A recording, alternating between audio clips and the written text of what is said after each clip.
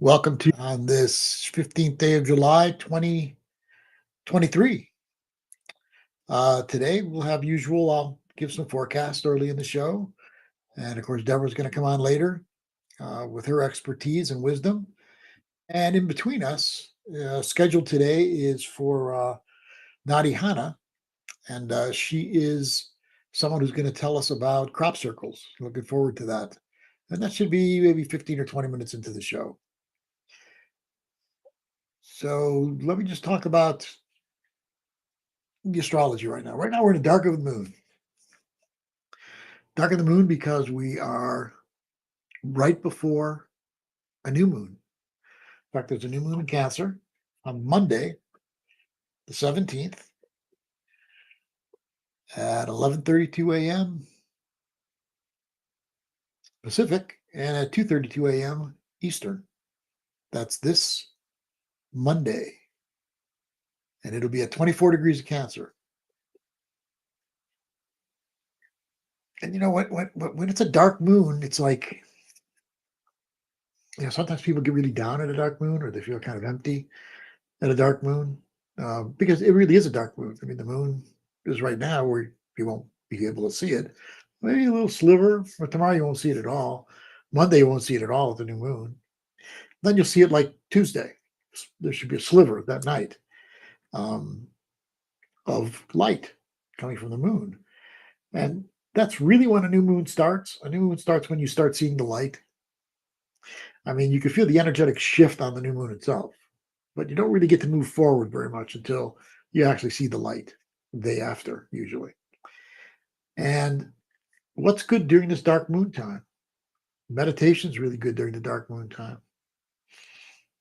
Going deep inside, meditating into the emptiness, meditating into the place of source. That's a good thing to do. And that's also a good thing to do if that's what you feel moved to do.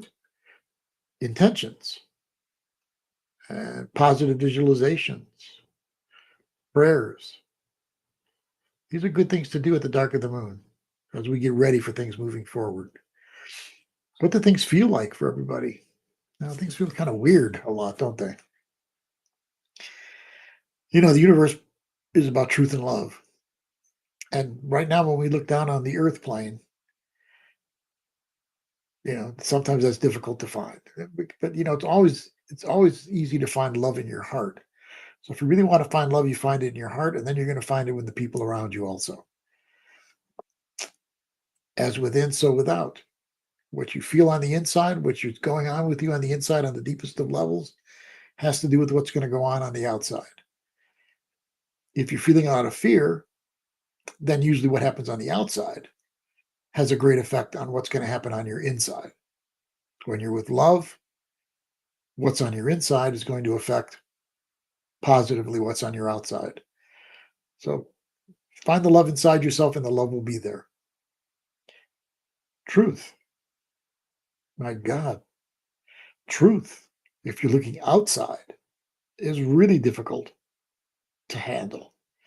One of the things that's happening as we are changing consciousness and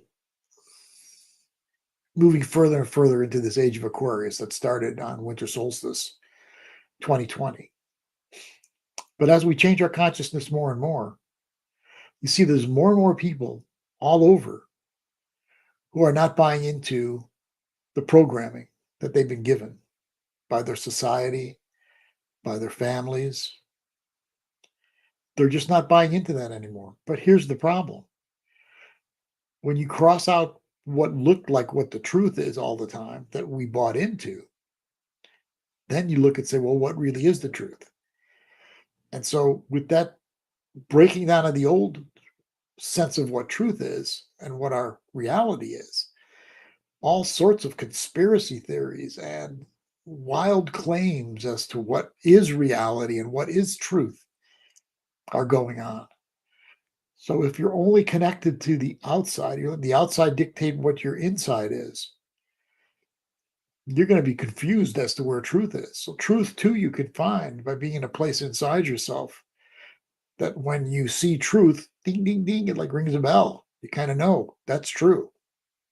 But even if you're that good at your inside now, it still can be challenging to know what is true and what is truth. It's an important thing.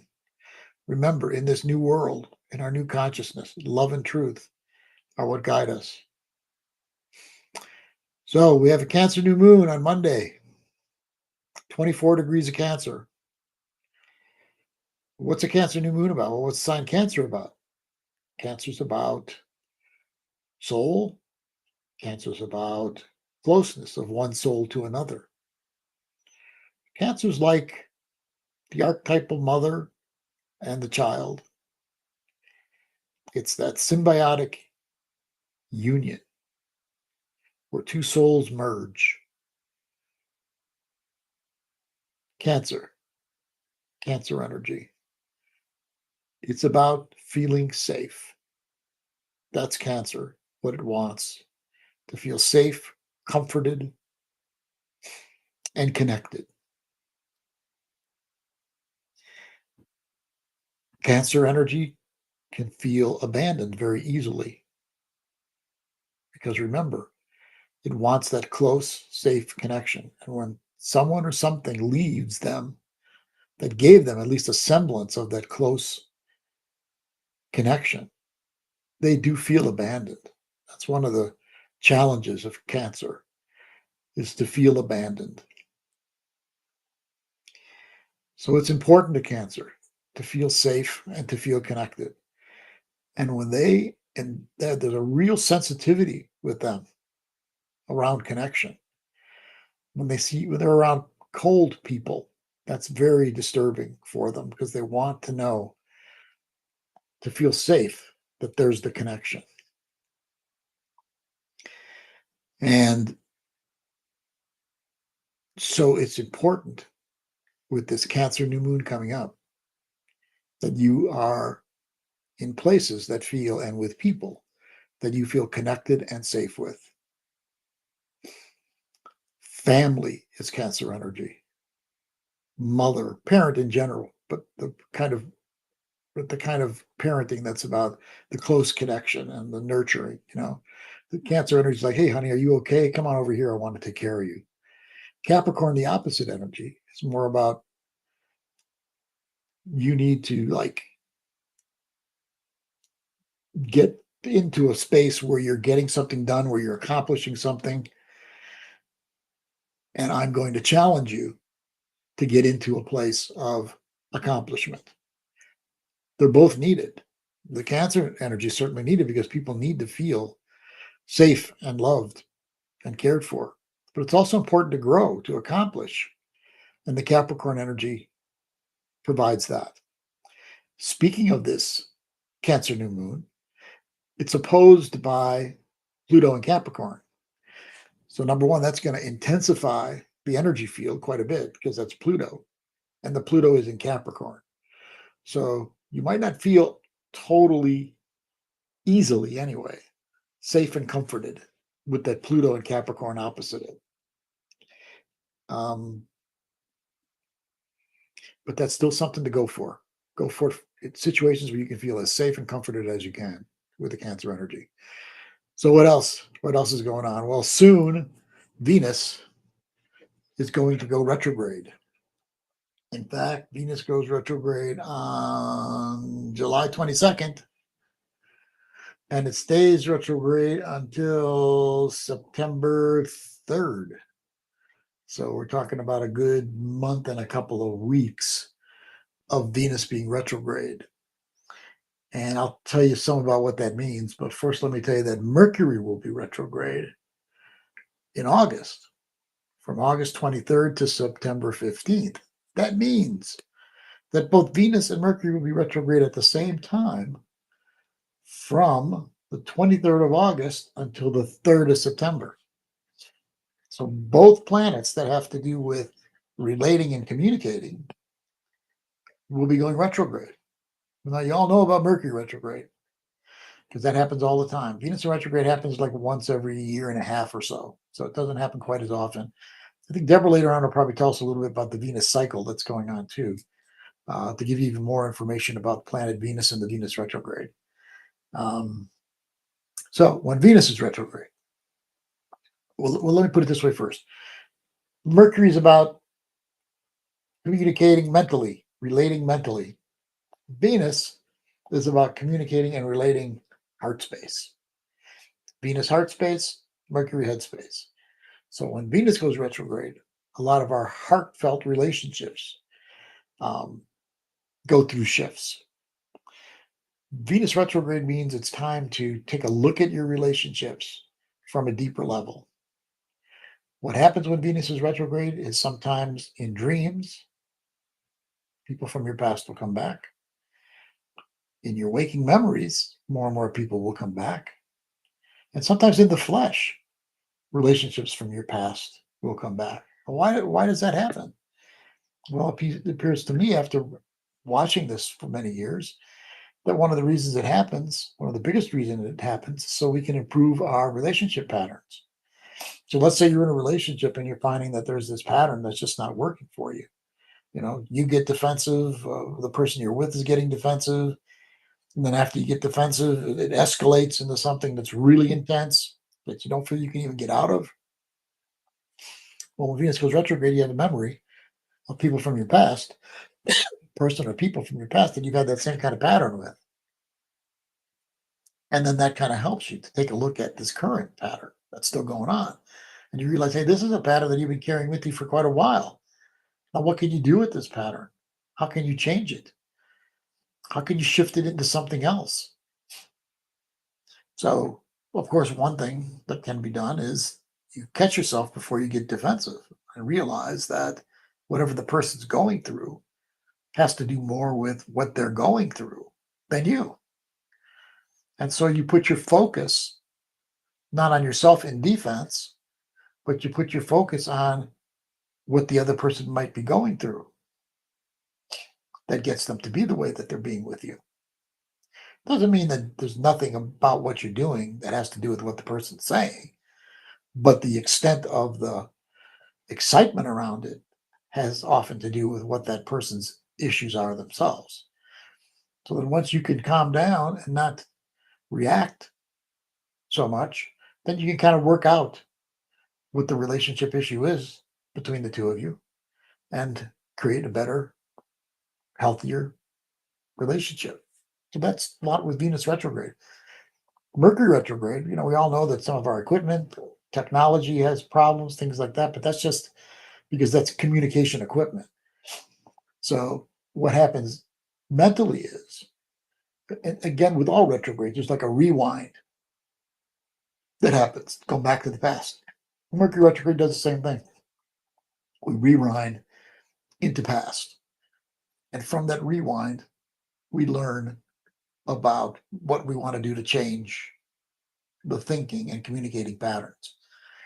Mercury retrograde, always the advice is don't make any major decisions during Mercury retrograde. Don't start any major projects during Mercury retrograde because your thinking is not the way that it usually is. What happens oftentimes during Mercury retrograde now, it's happening in August, is that we question what it is that we've decided previously or thought about previously that we wanted to do. But when you're questioning it, that's not the time to make the decision, because by the time it goes back direct again, you may have a different way of looking at it all. You may go back to the way you originally thought about it. But the questioning is part of the Mercury retrograde. Venus retrograde, you may question some of your relationships, some of your relationship patterns. Does that mean that you're supposed to quit that relationship? End it during Venus retrograde? No, don't do it. You can question it or question things about it, but don't end it, because by the time it goes back direct again, you may be in a totally different place with it.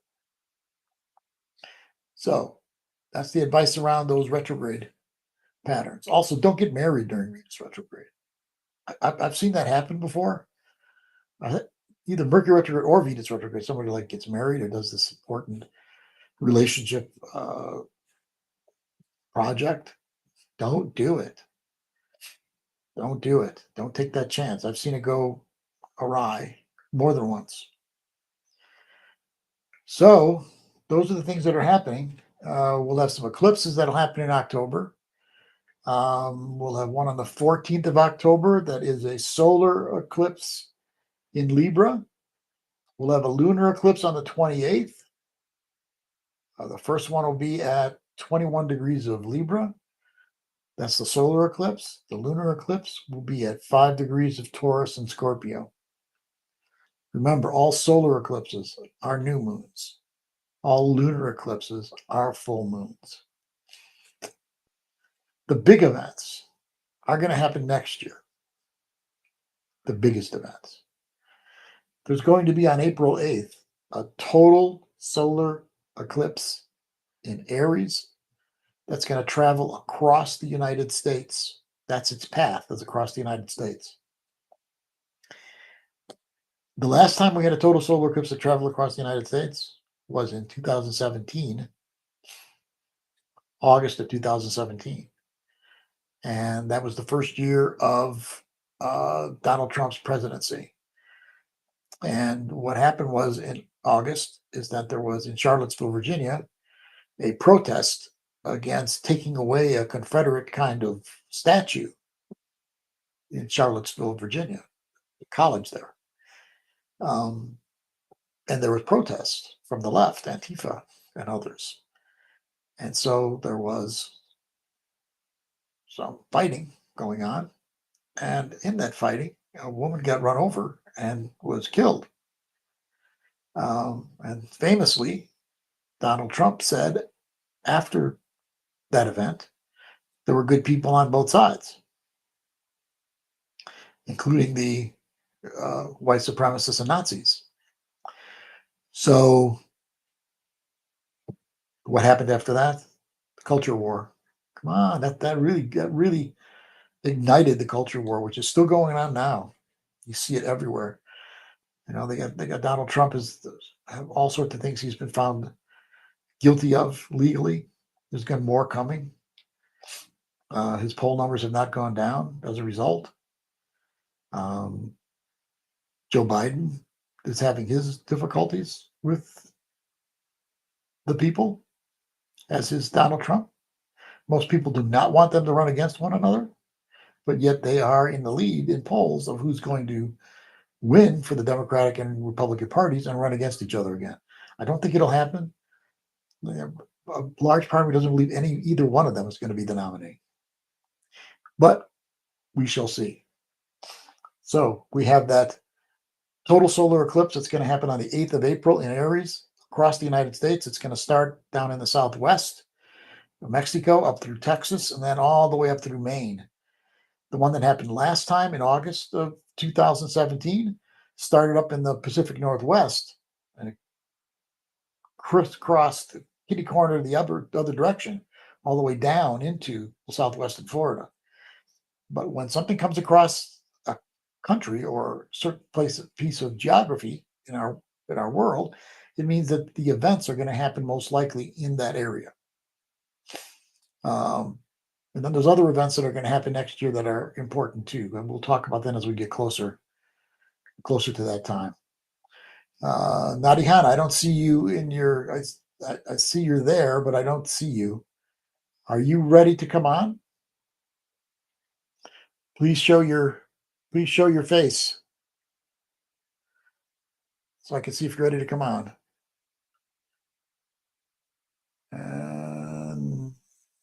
Yes, okay, so I just brought you on. So you got to be in front of your camera in order to come on.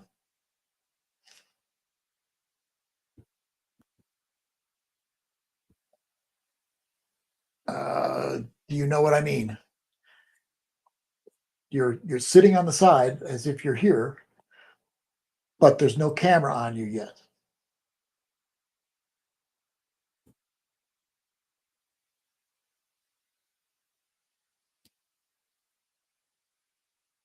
I see what I can do here. Maybe just hear your voice. Say something again, Nadi. I do not hear you yet either. I cannot see or hear you.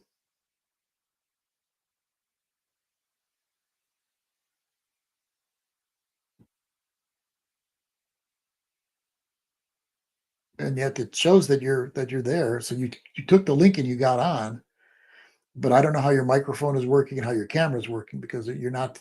I can't hear you and I can't see you at this point in time. I'll give you a few minutes to get it together.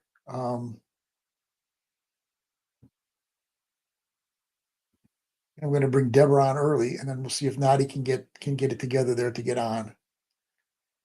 Can you hear me, Nadi?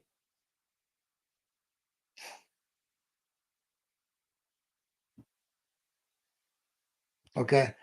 So you keep working on that. I'm gonna bring Deborah on to do talking, and we'll attempt to bring you on a little bit later in the show, as soon as you get it all figured out with your microphone and with your camera. Deborah, you ready to come on? Can you come on now?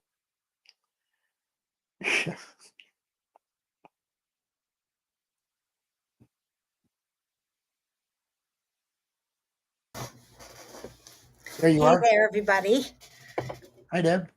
Hey, hi, everyone.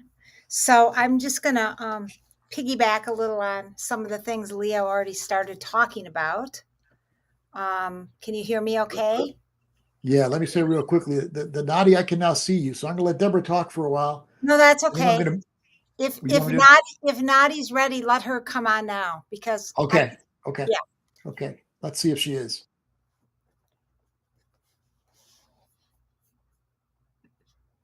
Hold on.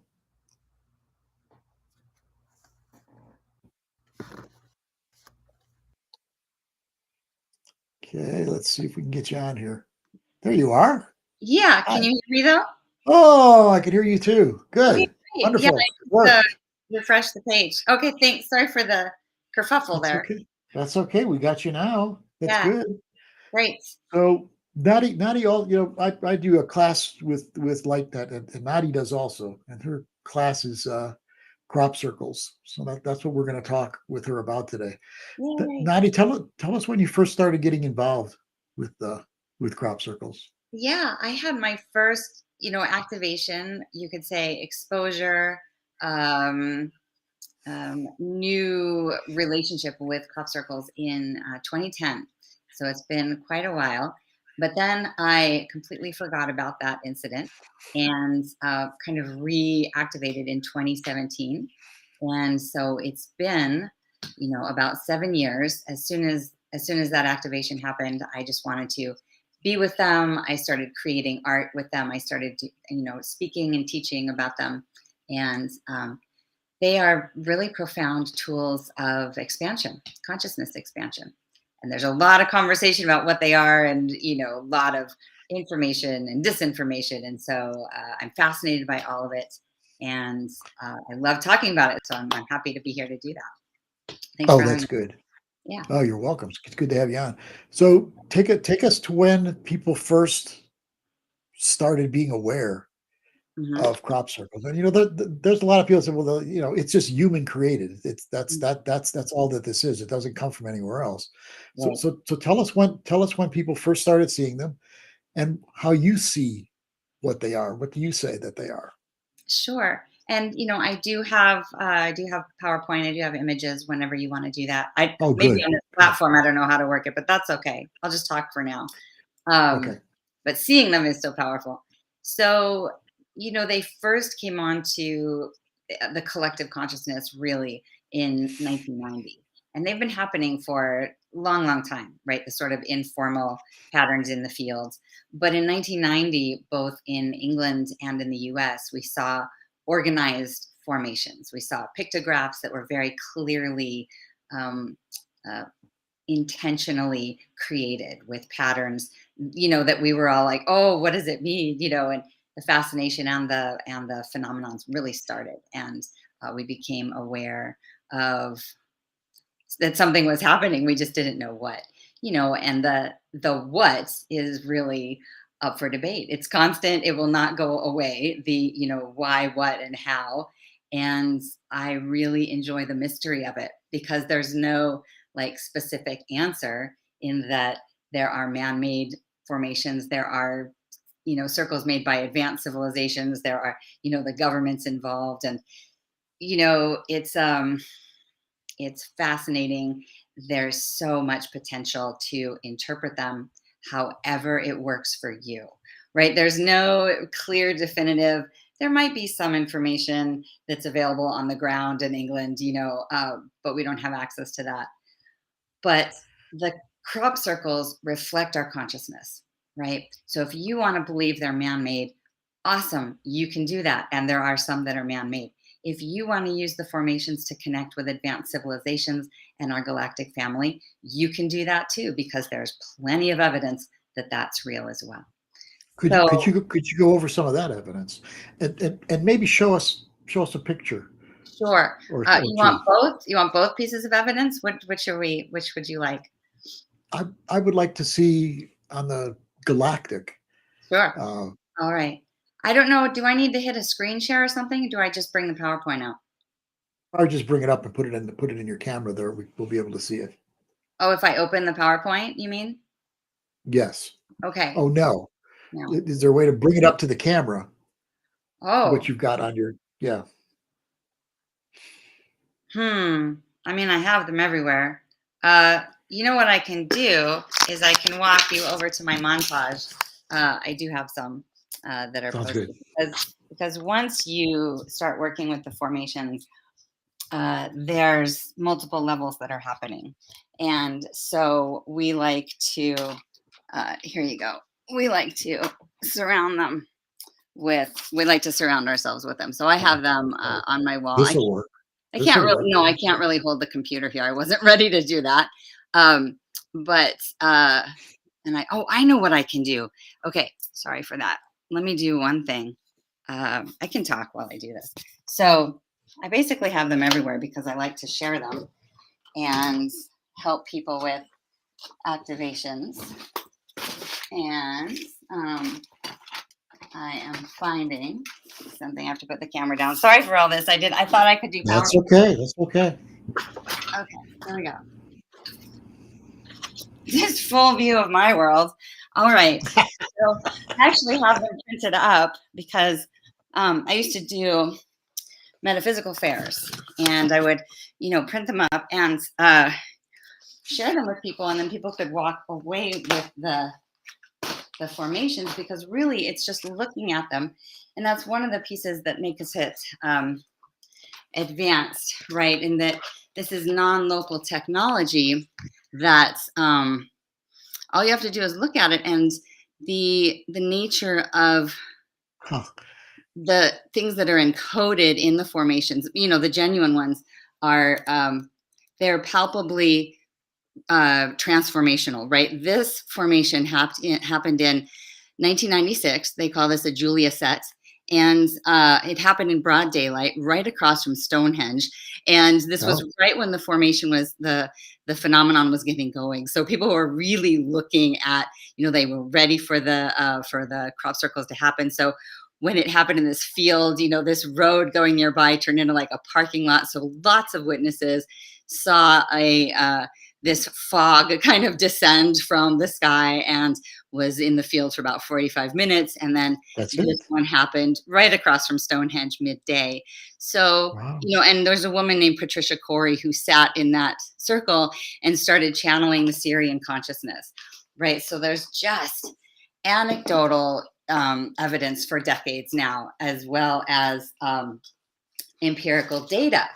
Right. So you say Syrian consciousness. You're talking about not Syria, but Sirius. Sirius, our closest neighbors, right? Part of our significant origins. Yes. So this is one of my favorites. So the other thing is that there's anecdotal stories, but there's also a lot of biophysical anomalies, meaning changes in the fields, changes in the crystalline structure of the soil, differences in how the formations are made, namely the impact on the crop, whether it's, tamped down with boards and the field is broken, versus when a technology is involved, the field, the crop folds and bends but doesn't die. All sorts of really cool information where sonic frequencies are left in the formations, and we walk in, and Wow. it's kind of like going into a theta state with the energetics that are left in the formation, Mm. and it Yeah, basically, where was that one found? That what oh, you just I don't showed? know. Oh, I that's okay. don't actually keep them by the fields. I keep them in their That's sort of okay. multidimensionality. Um, Yeah. so I mean, these are extraordinary. People don't really know, they think it's just crop circles, or the disinformation campaign has been successful and that they just write them off as hoaxes. But, you know, sonic frequencies left in the fields where the hemispheres of our brain become altered, they become aligned, and then we're more open to higher states of consciousness, to um, contact, various degrees. Wow. Yeah, this one I can Wow. tell you has this is 409 circles. This is called the Catherine's Wheel. I believe this happened. It happened early on, but I never get the year right. Um, each circle, each one, the lay of the crop, so the flattened crop, rotates opposite the circle next to it. Right. So there's this movement to this formation, and they're very alive. They're not, Wow, I two-dimensional. could really feel that one. Yeah, I mean, these are all really Wow. powerful, and the classes that I teach are just there's thousands of crop circles at this time. So we work with the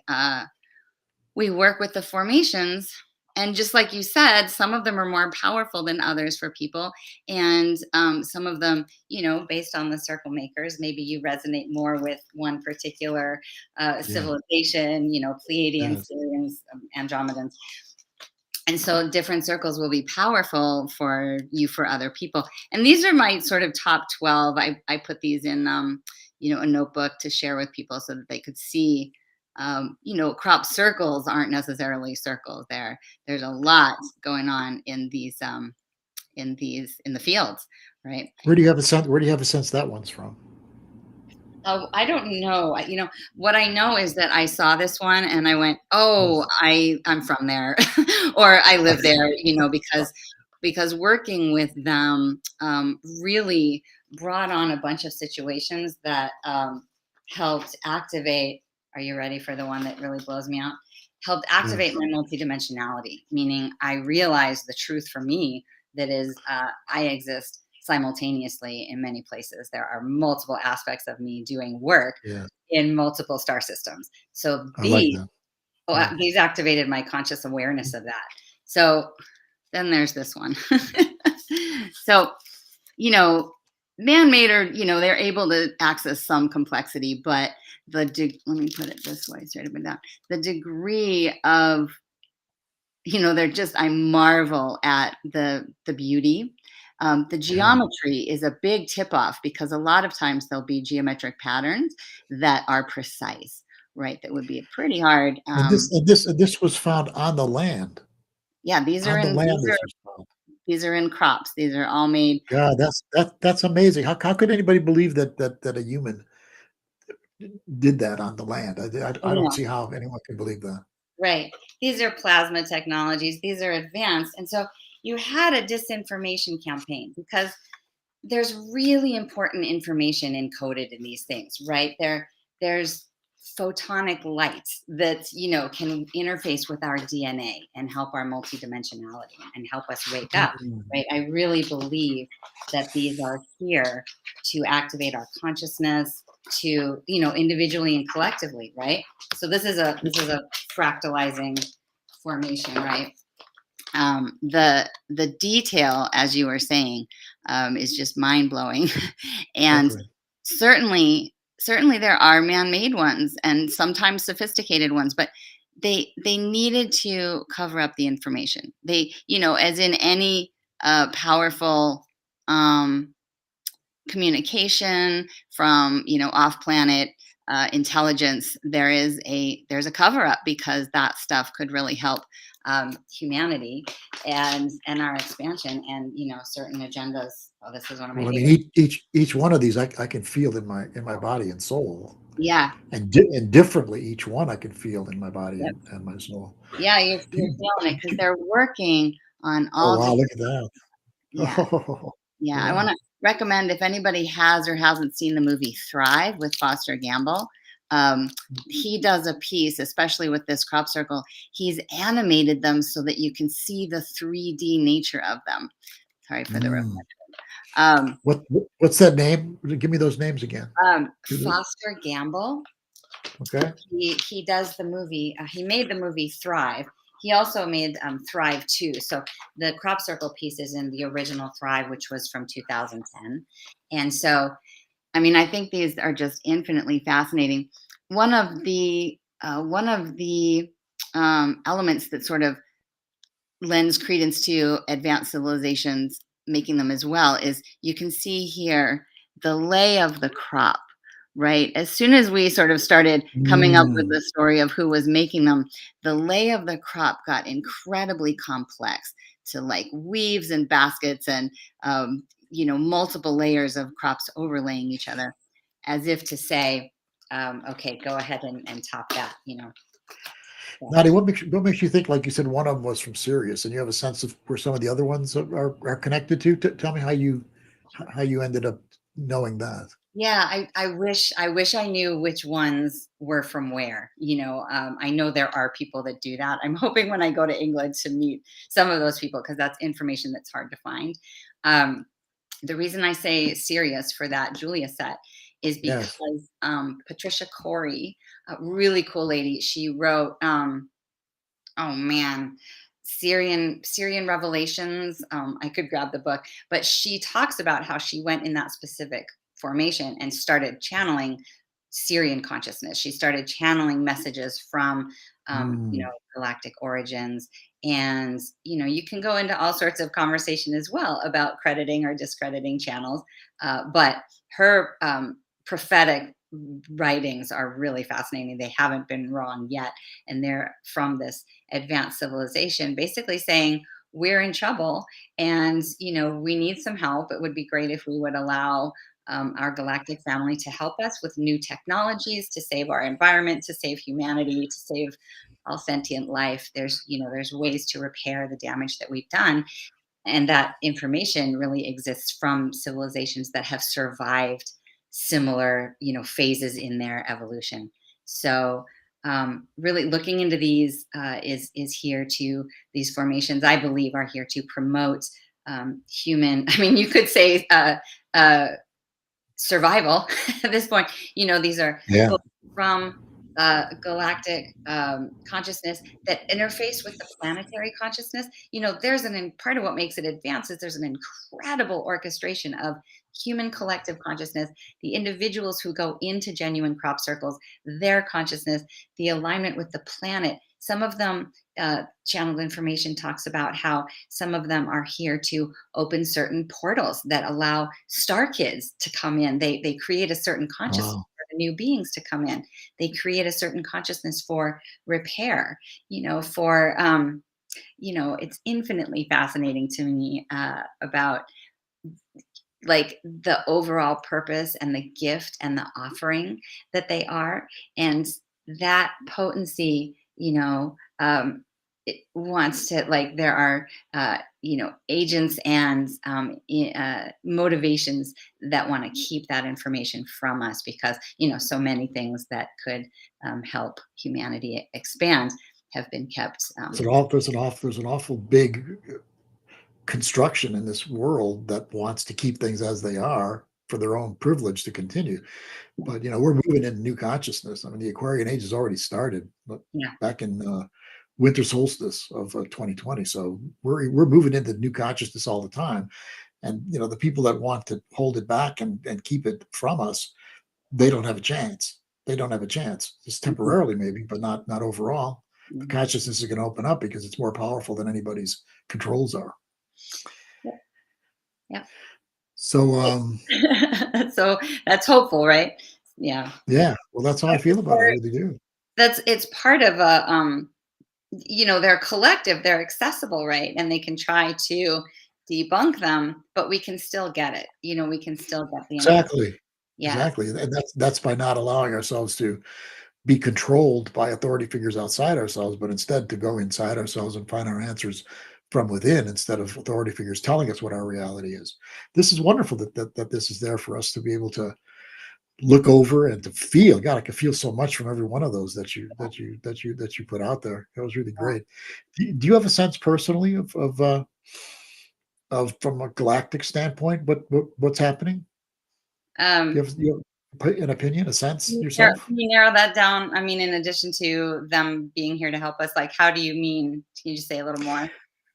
Well, what places are having an influence on our want to have an influence on our consciousness here, in order for the universe to grow and get better. Hmm. Hmm.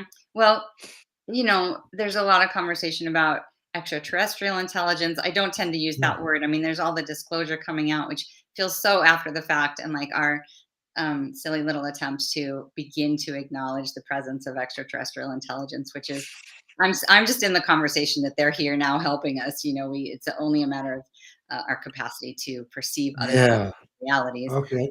right? Yeah.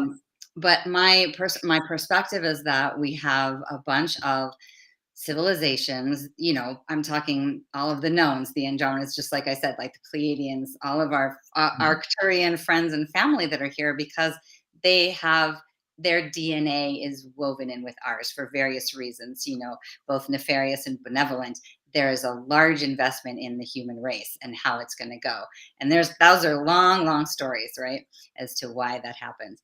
But I believe that the crop circles are one of the more benign ways to communicate with us, right? So that if you want to dismiss them as man made, awesome. If you want to open to the reality that we are so connected to our galactic family and our star Yeah. family, that's available to you too, right? This isn't like a ship shows up and we declare warfare or defense strategies or whatever. These are available to us. They're beautiful, they're elegant, and they communicate on multiple different levels. Our brains love them. We're excited by them. But then our energy body, our sensory body, things really start to come online in proximity to them. And that can mean just looking at them, like you don't have to do anything, but just going into that feeling that you talked about and noticing your response to some of the images. I mean, that's Yeah. powerful to be having sensory, physical responses to images that were in fields decades ago. You know, Yeah. Very true. Very true. Well yeah. put, too. Thank you. Would you let people know how they can get a hold of you? Oh, yeah. So my website is Galactic Rose Geometry. That's galactic, as in our galactic family, rose, and then geometry. And I speak passionately about crop circles, but I really love teaching people how to draw sacred geometry and sharing the mystery and marvel of the geometric patterns of the universe. Right? It's another way we can activate ourselves. I'm really just dedicated to all of the different modalities and entry points of accessing our consciousness, like expansion. So that means talking about whales and dolphins and near death experiences and Arcturians, all the different civilizations. So that's on my website, and I host series of classes. Right now I'm in an 8-week course. I'm in the middle of teaching an 8-week course on crop Yes. circles, and it's fabulously fun. And just reach out, because a lot of what I'm doing is I represent that end of the spectrum of people who walk the talk of knowing that we have the support of benevolent races, that can balance out whatever nefarious impacts have happened. Just like you said, there's hope, sort of, we can't be stopped. And Okay. I falter on that belief too sometimes, but I re-up my passion by connecting with different civilizations, through the crop circles, through other means. And so I'd love it if you reach out. I love to validate people who feel, like they've been told they're crazy for these things. And there was one other thing I was going to say, but I don't remember it. I really appreciate Well, you giving me the chance to come on and talk about this stuff. It's of fascinating. course. Like to have you back again. We are going to come back again in September on a whole different subject. Yeah. Yeah. I think we're just going to talk about the solar flare, right? And our another impact of how the larger cosmos has an influence on humanity and our consciousness. Right? That's the stuff that fascinates me. I'll be coming on with Viola Rose to do that. Yes, that'd be nice having you back on in September. But thank you very much for today. Really helps people to really open up their hearts and open up their minds to so much more than what they're fed every day.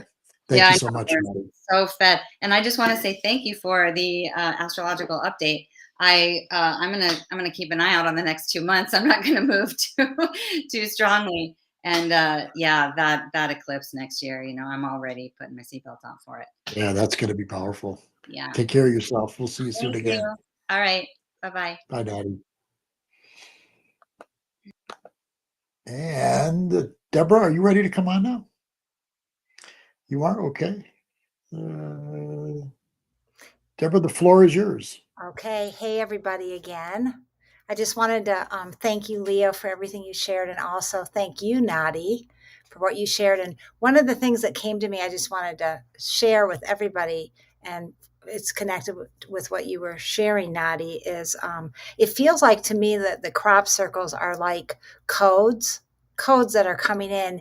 And even if no one believes them or they do, that they're actually bringing a frequency, a code to the earth that is actually going to help humanity just in the coding and the frequency.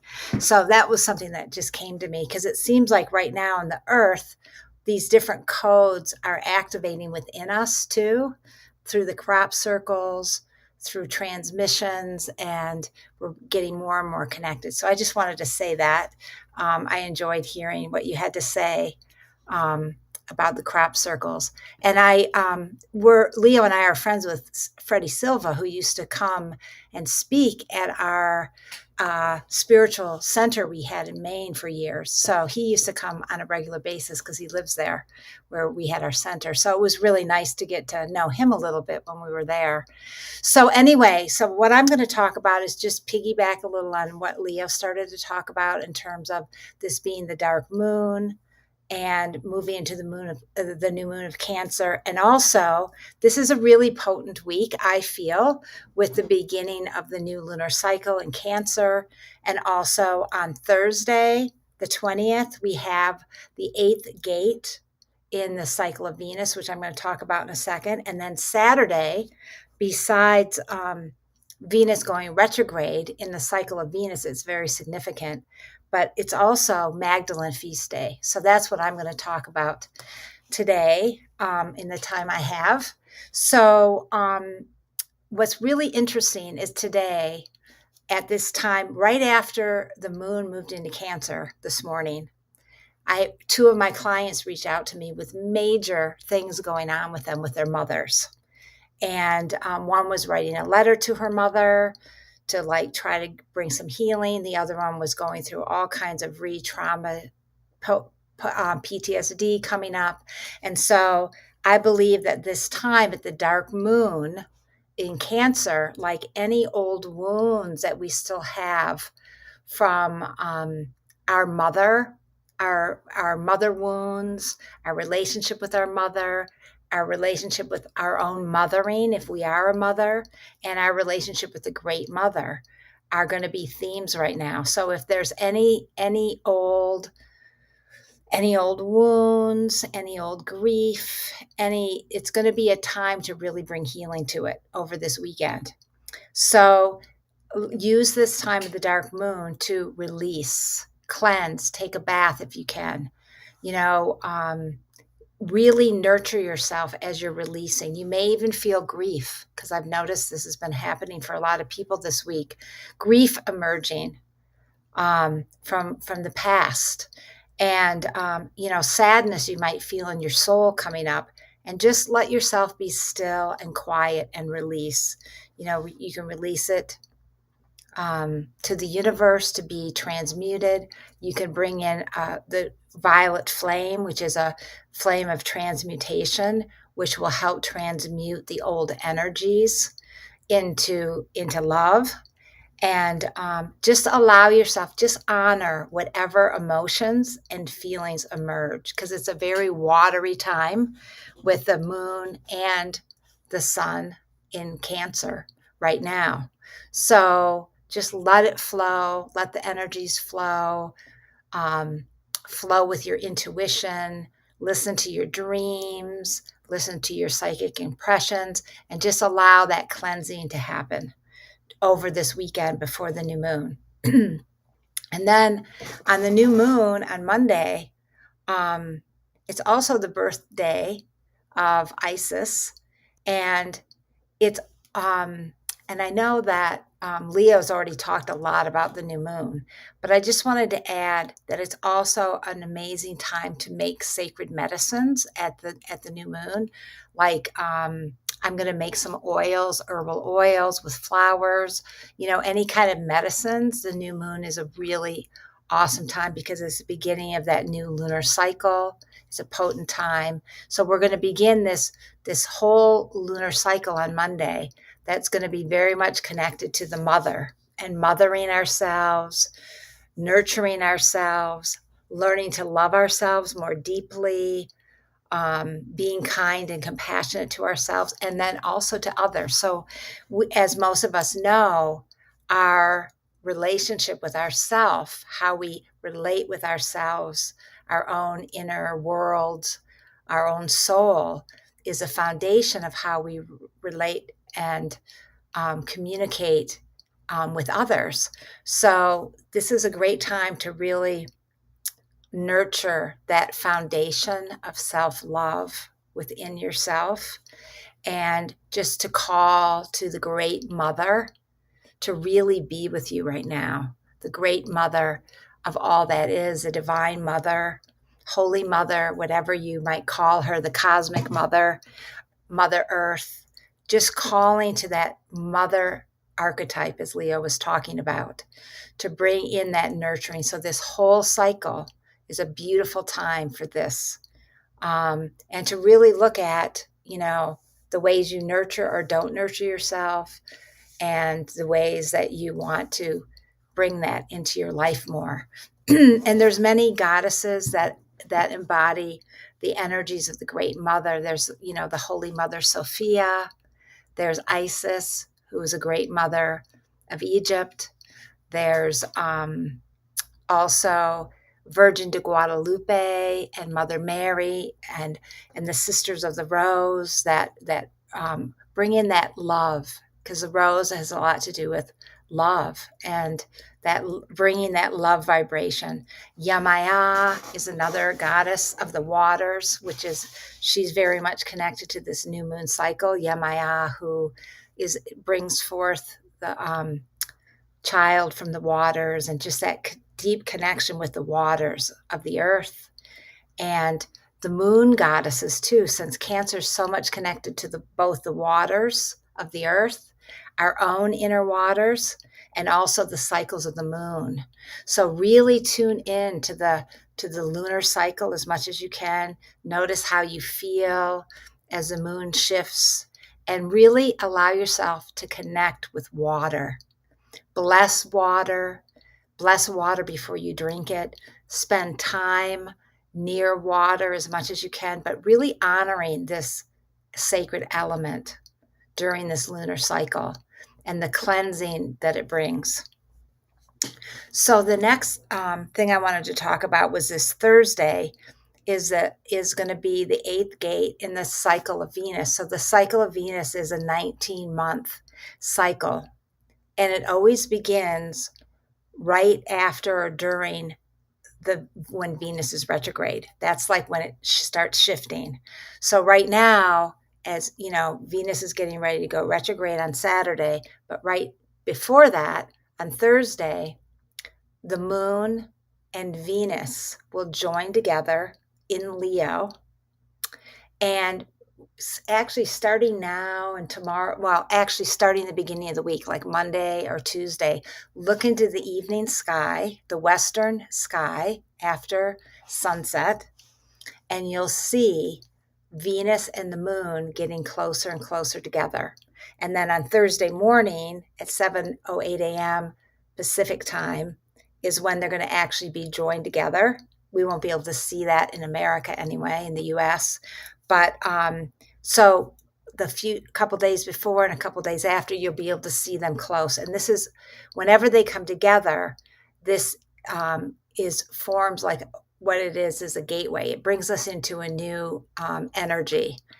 And the 8th chakra as many of you may know, is our soul star chakra, which is 6 to 12 inches above our head. And it's an entryway up for our soul and our higher consciousness to come in.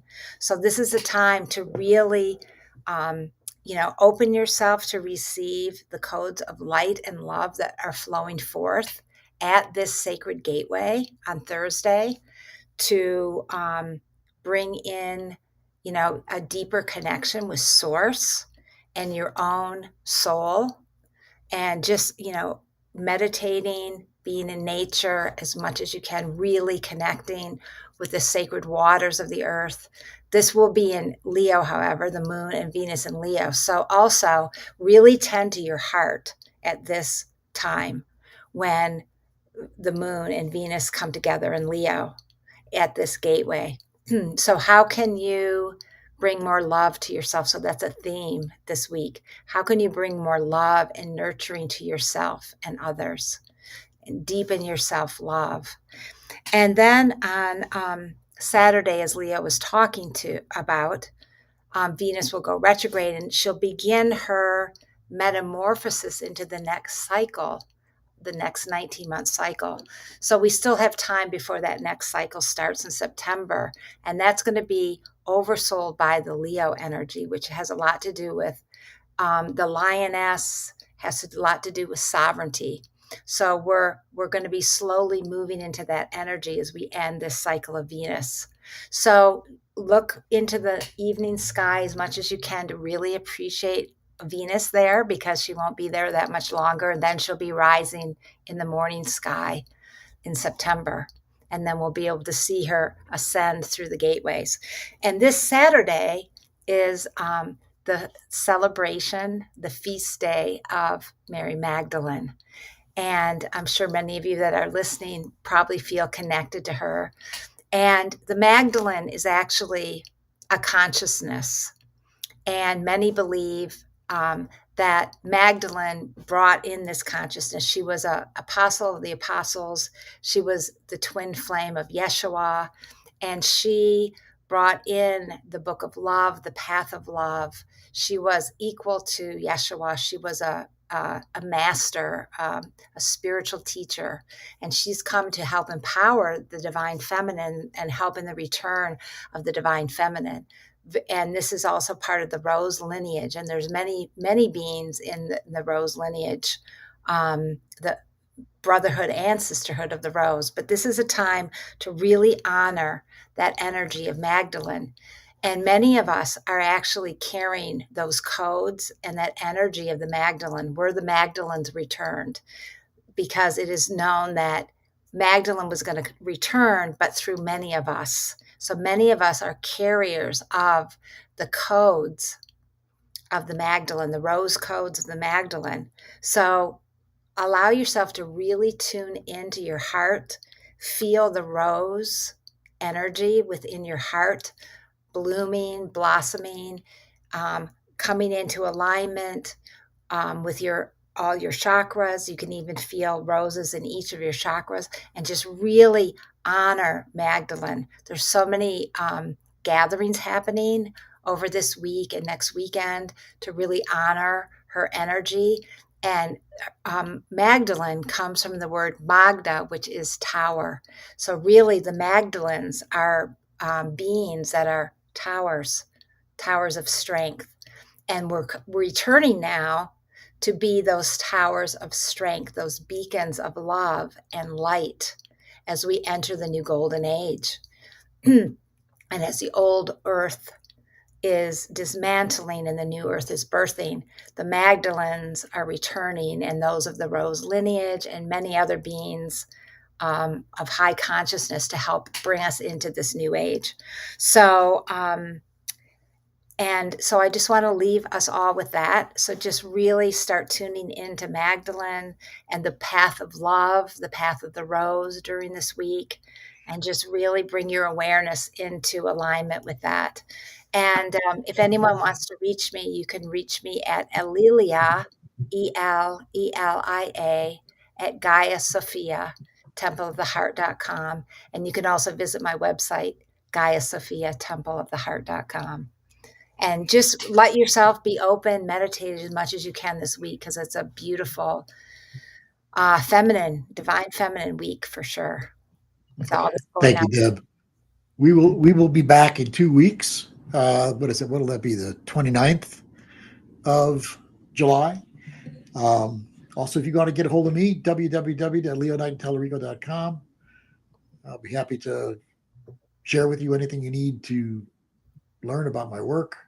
If you write to Solus, SOULUS at AOL.com. And it was great being with everybody. Thank you, Nadi, Hana, for being on with us. And we'll see you all in a couple of weeks. Much love. Take care, everybody. Bye, everyone. Much love.